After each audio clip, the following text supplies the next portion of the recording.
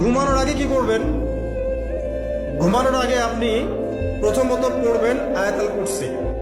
আয়াতুল কুরসি কোনটা? আল্লাহু লা ইলাহা ইল্লা হুয়াল হাইয়ুল কাইয়্যুম লা তা'খুযুহু সিনাতুন ওয়া লা নাওম, এখান থেকে লাহু মা ফিস সামাওয়াতি ওয়া মা ফিল আরদি মান যাল্লাযী ইয়াশফা'ু 'ইনদাহু ইল্লা বিইذনিহি ইয়া'লামু মা বাইনা আইদিহিম ওয়া মা খালফাহুম ওয়া লা ইউহিতুনা বিশাইইন মিন 'ইলমিহি ইল্লা বিমা শা'a ওয়াসি'a কুরসিয়ুহু সামাওয়াতি ওয়াল আরদ ওয়া লা ইয়াউদুহু হিফযুহুমা ওয়া হুয়াল 'আলিয়্যুল 'আযীম। সূরা বাকারার আয়াত নাম্বার 255। সূরা বাকারার আয়াত নাম্বার 255 হচ্ছে আয়াতুল কুরসি। ঘুমানোর আগে আয়াতুল কুরসি পড়বেন বিছানায় গিয়ে। তারপরে সূরা বাকারার শেষের 3টা আয়াত পড়বেন। সূরা বাকারার শেষের 3টা আয়াত, লিল্লাহি মা ফিস সামাওয়াতি ওয়া মা ফিল আরদ, এখান থেকে শুরু করে ফানসুরনা আলাল কওমিল কাফিরিন পর্যন্ত এই শেষের 3টা আয়াত অবশ্যই পড়বেন। ঘুমানোর আগে যে ব্যক্তি আয়াতুল কুরসি পড়বে, আল্লাহর পক্ষ থেকে একজন ফেরেশতা তার কাছে থাকবে। সারা রাত এই ফেরেশতা ওই ব্যক্তিকে পাহারা দিবে ইনশাআল্লাহ। কোনো বিপদ আপদ তাকে স্পর্শ করবে না ইনশাআল্লাহ। রাতের বেলা অনেক বিপদ হতে পারে, চুরি হতে পারে, ডাকাতি হতে পারে, তারপরে আপনার দুষ্ট জিন শয়তান উৎপাত করতে পারে, এছাড়া আপনার জাদুবিদ্যার কাজ হয় রাত্রেবেলা, মানুষ এগুলো করতে পারে, কুফরি কালাম করতে পারে, ক্ষতিকর প্রাণী আপনাকে কামড় দিতে পারে, অনেক কিছু হতে পারে। আপনি তো ঘুমের মধ্যে আছেন, আপনি জানেন না কি হচ্ছে। অতএব আয়াতুল কুরসি পড়বেন, ইনশাআল্লাহ আল্লাহ পাক আপনাকে হেফাজত করবে ইনশাআল্লাহ।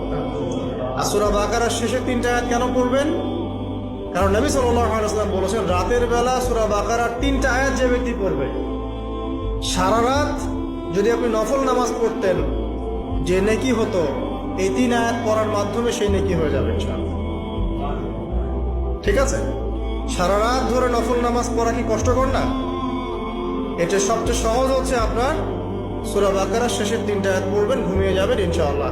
সারা রাতের নেকি আপনার আমলনামায় লেখা হবে। এগুলো শুধু বললেই হবে না আর শুনলেই হবে না, আমল করতে হবে কবে থেকে? ইনশাআল্লাহ আজকে থেকে। আল্লাহ পাক সবাইকে আমল করার তৌফিক দান করুন, আমিন। এরপর কি করবেন? এরপর 3 কুল করবেন। কয় কুল? 3 কুল। কোনটাকে 3 কুল বলে? বিসমিল্লাহির রহমানির রহিম, কুল হুয়াল্লাহু আহাদ, এটা একটা। কুল আউযু বিরাব্বিল ফালাক, এটা একটা। কুল আউযু বিরাব্বিন নাস, এটা একটা। কি হবে এটা পড়লে? নবী সাল্লাল্লাহু আলাইহি ওয়াসাল্লাম বলেছেন, দৃশ্য ও অদৃশ্যের, মানে যা দেখা যায় যা দেখা যায় না, এই দৃশ্য অদৃশ্যের জগতের কোনো ক্ষতি তাকে স্পর্শ করবে না। প্রোটেকশন, আল্লাহর পক্ষ থেকে প্রোটেকশন। আর এটা যখন রাতে পড়বেন তখন এভাবে পড়বেন। একবার সূরা ইখলাস, কুল হুয়াল্লাহু আহাদ, তারপর সূরা ফালাক, কুল আউযু বিরাব্বিল ফালাক, তারপর সূরা নাস, কুল আউযু বিরাব্বিন নাস পড়ে দুই হাত একত্রিত করে ফু দিবেন। দিয়ে মাথা থেকে নিয়ে এভাবে, পুরো মাথা থেকে নিয়ে পুরো বডি এভাবে মাসাজ করবেন, এভাবে। ঠিক আছে? এটা 3 বার করবেন, একবার না। একবার করবেন, আরেকবার 3 বার। এরপরে পড়বেন সূরা কাফিরুন। কোন সূরা? কুল ইয়া আইয়ুহাল কাফিরুন লা আ'বুদু মা তা'বুদুন, এই সূরাটা পড়বেন লাকুম দীনুকুম ওয়ালিয়া দীন পর্যন্ত। কি হবে? আল্লাহর রাসূল সাল্লাল্লাহু আলাইহি ওয়াসাল্লাম বলেন যে রাতের বেলা ঘুমানোর আগে কেউ যদি সূরা কাফিরুন তেলাওয়াত করে ঘুমিয়ে যায়, আল্লাহ পাক ওই ব্যক্তিকে শিরকের পাপ থেকে মুক্ত রাখবে ইনশাআল্লাহ। ঘুমানোর আগে যে ব্যক্তি আয়াতুল কুরসি পড়বে, আল্লাহর পক্ষ থেকে একজন ফেরেশতা তার কাছে থাকবে। সারা রাত এই ফেরেশতা ওই ব্যক্তিকে পাহারা দিবে ইনশাআল্লাহ। কোনো বিপদ আপদ তাকে স্পর্শ করবে না ইনশাআল্লাহ তাআলা। রাতের বেলা অনেক বিপদ হতে পারে, চুরি হতে পারে, ডাকাতি হতে পারে, তারপরে আপনার দুষ্ট জিন শয়তান উৎপাত করতে পারে, এছাড়া আপনার জাদুবিদ্যার কাজ হয় রাত্রেবেলা, মানুষ এগুলো করতে পারে, কুফরি কালাম করতে পারে, ক্ষতিকর প্রাণী আপনাকে কামড় দিতে পারে, অনেক কিছু হতে পারে। আপনি তো ঘুমের মধ্যে আছেন, আপনি জানেন না কি হচ্ছে। অতএব আয়াতুল কুরসি পড়বেন, ইনশাআল্লাহ আল্লাহ পাক আপনাকে হেফাজত করবে ইনশাআল্লাহ। এমনি ঘুমাবেন না।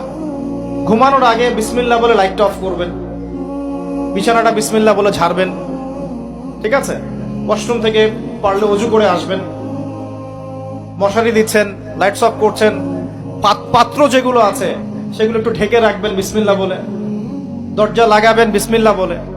এরপর 3 বার পড়বেন সূরা ইখলাস একবার, সূরা ফালাক একবার, সূরা নাস একবার, পরে হাত একত্রিত করে ফু দিয়ে গা মাসাহ করবেন।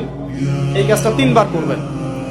একবার আয়াতুল কুরসি পড়বেন, সূরা বাকারার 255 নম্বর আয়াত, আল্লাহু লা ইলাহা ইল্লা হুয়াল হাইয়ুল কাইয়ুম, এটা শেষ পর্যন্ত। এরপর সূরা বাকারার শেষের 3টা আয়াত পড়বেন, লিল্লাহি মা ফিস সামাওয়াতি, এখান থেকে ফানসুরনা আলাল কওমিল কাফিরিন পর্যন্ত। তারপর ডান কাতে পাশ ফিরবেন, বলবেন আল্লাহুম্মা বিইসমিকা আমুতু ওয়া আহইয়া, হাত নিবেন, হাতে গুনতে থাকবেন সুবহানাল্লাহ সুবহানাল্লাহ সুবহানাল্লাহ 33 বার, আলহামদুলিল্লাহ আলহামদুলিল্লাহ আলহামদুলিল্লাহ 33 বার, আল্লাহু আকবার আল্লাহু আকবার আল্লাহু আকবার 34 বার, ঘুমিয়ে যাবেন। এখন যদি আপনি 6 ঘন্টা ঘুমান, আপনি নবী সাল্লাল্লাহু আলাইহি ওয়াসাল্লামের সুন্নত অনুযায়ী ঘুমিয়েছেন, প্রত্যেক ঘন্টা ঘুমানোর জন্য আল্লাহ আপনাকে নেকি দিবে ইনশাআল্লাহ। এমনি ঘুমালে নেকি হতো না, রেস্ট নেওয়া হতো। রাতের বেলা শোয়ার আগে পড়বেন 33 বার সুবহানাল্লাহ, 33 বার আলহামদুলিল্লাহ এবং 34 বার আল্লাহু আকবার। আল্লাহর পক্ষ থেকে আপনার শরীরে শক্তি আসবে। এটা যারা নিয়মিত আমল করে, আল্লাহর পক্ষ থেকে তাদের শরীরে শক্তি আসে। হ্যাঁ, কারণ এইটা রাসূল সাল্লাল্লাহু আলাইহি ওয়াসাল্লাম কাকে শিখিয়ে দিয়েছেন? তার মেয়ে ফাতিমা রাদিয়াল্লাহু আনহাকে। ফাতিমা রাদিয়াল্লাহু আনহা এবং আলী রাদিয়াল্লাহু আনহু, তারা দুজন গিয়েছেন আল্লাহ রাসূলের দরবারে, গিয়ে বলেছেন আমাদেরকে একজন দাসী বা দাস দিন, বাসার অনেক কাজ আমরা করতে পারি না, লাগে না কাজের মানুষ। নবী সাল্লাল্লাহু আলাইহি ওয়াসাল্লাম বলছেন যে আমি কি তোমাদেরকে এমন কিছু শিখিয়ে দিব যেটা তোমাদের এই দাস দাসের অভাব পূরণ করে দিবে, প্রয়োজন হবে না? অবশ্যই শিখিয়ে দিন। তখন নবীজি শিখালেন সাল্লাল্লাহু আলাইহি ওয়াসাল্লাম, এই ঘুমানোর আগে 33 বার সুবহানাল্লাহ পড়বে, 33 বার আলহামদুলিল্লাহ এবং 34 বার আল্লাহু আকবার, তোমাদের দাস দাসের প্রয়োজন হবে না ইনশাআল্লাহ। ব্যাখ্যায় অনেক ওলামায়ে কেরাম বলেছেন যে এটা নিয়মিত আমল করতে থাকলে রোগ ব্যাধি কম হয়, শরীরে শক্তি আসে, এনার্জি বাড়ে, আপনি নিজের কাজ নিজেই করতে পারবেন ইনশাআল্লাহ। আসুন সামনে যাই। এরকম ঘুমানোর আরো বেশ কিছু আমল আছে, আমি অল্প কয়েকটা বললাম, এগুলোই করা শুরু করেন, আল্লাহ তৌফিক দান করুন। আর যদি পারেন ওযু করে ঘুমাতে পারলে আরো বেশি ভালো হয়। এবার আপনি ঘুমাচ্ছেন ডান কাত হয়ে, কি পড়বেন এই সময়? আল্লাহুম্মা বিইসমিকা আমুতু ওয়া আহইয়া, আলহামদুলিল্লাহ, দোয়া সবার ব্যবস্থা আছে। এবার ঘুমান। এই যে ঘুমাচ্ছেন আপনি 3 ঘন্টা বা 4.5 ঘন্টা বা 6 ঘন্টা, আপনার এই পুরো ঘুমটা হবে ইবাদত ইনশাআল্লাহ। এবং পবিত্র অবস্থায় ঘুমানোর অভ্যাস করতে থাকলে আল্লাহর পক্ষ থেকে আপনি সত্য স্বপ্ন দেখতে পারেন। এখনকার সায়েন্স এগুলা বিশ্বাস করে না, আর এই সায়েন্সকে নিয়ে আমার কোনো মাথা ব্যথাও নাই, কারণ এই আজকে একটা কথা বলে কালকে একটা কথা বলে, ঠিক আছে? আল্লাহর পক্ষ থেকে আপনি সত্য স্বপ্ন দেখতে পারেন। ইউসুফ আলাইহিস সালাম জেলখানায় বন্দী, সূরা ইউসুফ পড়ে দেখেন, তখন কয়েদিদের মধ্যে 2 জন স্বপ্ন দেখেছে। একজন স্বপ্ন দেখছে তার মাথার উপরে রুটি, উপর থেকে পাখি এটা ঠোকরে কি করছে, খেয়ে নিয়ে চলে যাচ্ছে। আরেকজন স্বপ্ন দেখেছে যে সে শরাব পান করাচ্ছে একজনকে, আছে না সূরা ইউসুফে? তো ইউসুফ আলাইহিস সালাম বললেন যে যার মাথা থেকে পাখি ঠোকরায় খেয়ে নিচ্ছে খাবার, তাকে শুলদণ্ড দেওয়া হবে, আর যে শরাব পান করাচ্ছে সে অতি শীঘ্রই মুক্ত হয়ে যাবে, জেল থেকে ছাড়া হয়ে যাবে। কয়দিন পর তাই হলো। এই যে স্বপ্ন যারা দেখেছে এরা কি মুসলিম? এই স্বপ্ন যারা দেখেছে এরা কিন্তু মুসলিম না। ইউসুফ আলাইহিস সালাম মুসলিম, তিনি আল্লাহর নবী, তিনি স্বপ্নের ব্যাখ্যা করছেন, কিন্তু এখানে একজন অমুসলিমের স্বপ্ন সত্য হয়েছে। একজন অমুসলিমকে আল্লাহ পাক স্বপ্ন দেখাতে পারেন, দলিল আছে কোরআনে। সত্য স্বপ্ন বলে একটা বিষয় আছে, যেটার জন্য অবশ্যই আল্লাহর পক্ষ থেকে নূর দরকার, স্বচ্ছ একটা মন দরকার, কলবুন সালিম দরকার, বেশি বেশি আমল দরকার, হ্যাঁ, আধ্যাত্মিকত্ব দরকার, আল্লাহর মারিফত দরকার, তারপরে ইনশাআল্লাহ সত্য স্বপ্নের প্রশ্ন আসবে। সারাদিন টিভি দেখে, গান সিরিয়াল দেখে, গালিগালাজ করে, গীবত তহমত করে, খোঁচাখুচি করে, চুলাচুলি করে, এদের সাথে সত্য স্বপ্নের কি সম্পর্ক? এদের কিন্তু শয়তান স্বপ্ন দেখা। কথা বুঝতে পারছেন না? ফজরের নামাজের পরে নবী সাল্লাল্লাহু আলাইহি ওয়াসাল্লাম বসে থাকতেন, সাহাবীরা তাকে বলতেন কে কোন স্বপ্ন দেখেছেন, তিনি বলতেন, এবং তিনি স্বপ্নের ব্যাখ্যা ইন্টারপ্রিটেশন করতেন যে এটা এটা এটা এমন, এটা এমন। এমনকি এই যে আপনার উহুদের যুদ্ধের আগের রাতে অনেক সাহাবী স্বপ্ন দেখেছেন, এবং পরের দিন দেখবেন উহুদের দিনে অনেক সাহাবী শহীদ হয়েছে। তো যাই হোক, ওইদিকে আমি যাচ্ছি না। তো এই যে ঘুমটা আপনি ঘুমাচ্ছেন, ইনশাআল্লাহ আপনার ঘুমটা কি হচ্ছে? ইবাদত হচ্ছে না? আলহামদুলিল্লাহ। আলেম যারা, তাদের ঘুমও ইবাদত। যারা মুসলিম, মুমিন, মুত্তাকি, আলেম, তাদের ঘুমগুলো কি ইবাদত। আর আমার সবচেয়ে পছন্দের একটা আমল আছে ঘুমানোর সময়, চেষ্টা করি কোনো রাত্রে যেন বাদ না যায়। আপনারাও চেষ্টা করবেন কোনো রাতে যেন এই আমলটা অন্তত বাদ না যায়। আলী রাদিয়াল্লাহু আনহু বলতেন যে যার সামান্য বিবেক বুদ্ধি আছে তার জন্য শোভা পায় না যে সে এই আমলটা না করেই ঘুমিয়ে যাবে। সেটা কি? সূরা বাকারার শেষের 3টা আয়াত তেলাওয়াত করবেন। সূরা বাকারার শেষের 3 আয়াত অথবা 2 আয়াত পড়বেন, একই ফজিলত ইনশাআল্লাহ। কি ফজিলত? সারা রাত নফল নামাজ পড়লে যে নেকিটা পেতেন, আপনি এটা পরে ঘুমিয়ে গেলে ইনশাআল্লাহ সেই নেকি পেয়ে যাবেন। যদি আপনার নিয়াত থাকে তাহাজ্জুদের, ইনশাআল্লাহ আপনি পেয়ে যাবেন। এই যে কাজগুলো করে ঘুমালেন, আপনি 3 ঘন্টা বা 6 ঘন্টা ঘুমিয়েছেন, এই যে পুরো সময়টা আপনি ঘুমিয়েছিলেন, এই পুরো সময়টার জন্য আপনার আমলনামায় নেকি লেখা হবে। প্রতিদিন রাতের আমল। একদিন হযরত মুহাম্মদ সাল্লাল্লাহু আলাইহি সাল্লাম হযরত আলী রাদিয়াল্লাহুকে বলেছিলেন, ঘুমাতে যাওয়ার আগে এই 5টি কাজ প্রতিদিন করবে। 1 থেকে 4 1000 দিনের সদকা করবে। 2 একটি কোরআন খতম করবে। 3 জান্নাতের মূল পরিশোধ করবে। 4 দুজন ব্যক্তি যদি দুজনের উপর রাগ করে থাকে তাহলে তাদের সেই রাগ ভাঙিয়ে তাদেরকে খুশি করে তুলবে। একবার হজ করবে, তারপর ঘুমাতে যাবে। হযরত আলী রাদিয়াল্লাহু তখন বলেছেন, হে রাসূল, এটা তো মনে হচ্ছে অসম্ভব, আমি এই 5টি কাজ কিভাবে করব? তখন হযরত মুহাম্মদ সাল্লাল্লাহু আলাইহি সাল্লাম বলেছেন, সূরা ফাতিহা 4 বার পড়লেই 4000 দিনের সদকা করার সমপরিণাম সওয়াব পাবে। সূরা ইখলাস 3 বার পড়লে একটি কোরআন খতমের সওয়াব পাবে। 3 বার যে কোনো একটি দুরূদ শরীফ পড়বে, তাহলে জান্নাতের মূল পরিশোধ করার সমপরিণাম সওয়াব পাওয়া যাবে। যেমন সবচেয়ে ছোট দুরূদ শরীফ হচ্ছে সাল্লাল্লাহু আলাইহি ওয়াসাল্লাম। যে কোনো ইস্তিগফার বা আস্তাগফিরুল্লাহ 10 বার পাঠ করলে দুজন অখুশি মানুষকে খুশি করার সম্পূর্ণ সওয়াব পাবে। সর্বশেষ কালেমা শাহাদাত 4 বার পাঠ করলে একটি হজের সম্পরিণাম সওয়াব পাওয়া যাবে। আর যদি ভিডিওটা ভালো লাগে অবশ্যই কপি লিংক আর শেয়ার করে দিবেন।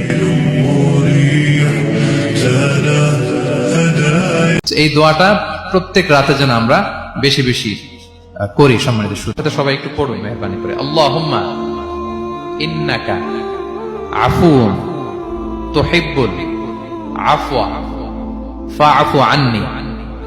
আল্লাহুম্মা ইন্নাকা আফুউন তুহিব্বুল আফওয়া ফাআফু আন্নী। হে আল্লাহ, আপনি ক্ষমাশীল, আপনি ক্ষমা করাকে পছন্দ করেন, আল্লাহ আমাকে ক্ষমা করেন।